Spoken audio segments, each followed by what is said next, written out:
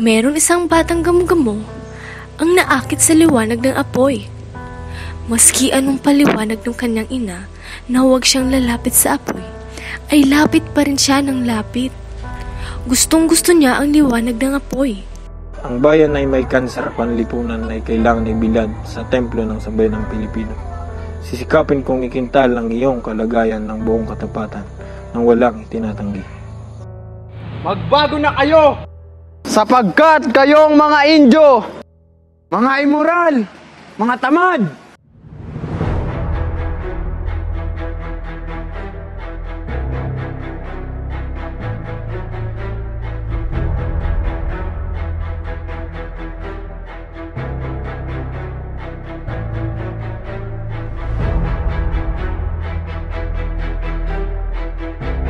Kaya sinuway niya ang piling ng kanyang ina.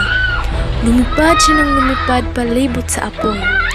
Palapit ng palapit sa apoy hanggang sa magliyab ang kanyang pakpak. At tuluyan siyang namatay. Sobrang hindi mo tumaan gamitin ng pagiging musal. Sobrang mapamanit para sa iyo.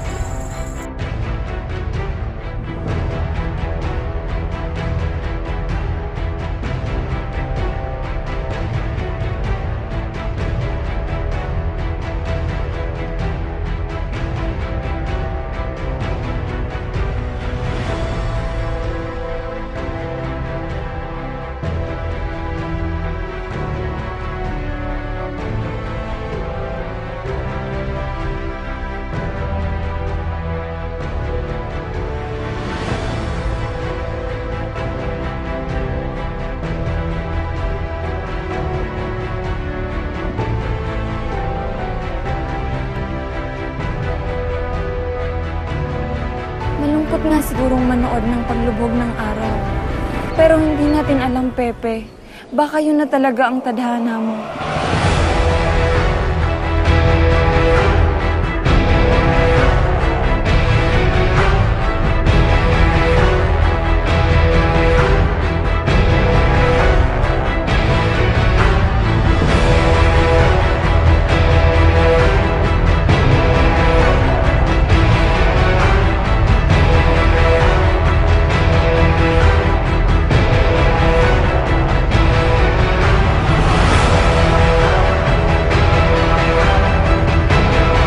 This November.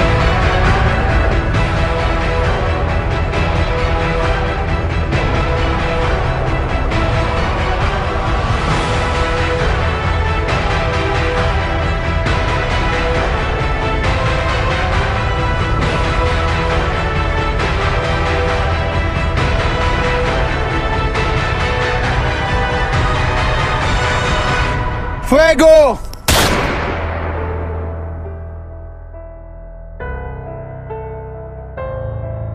In cinemas nationwide.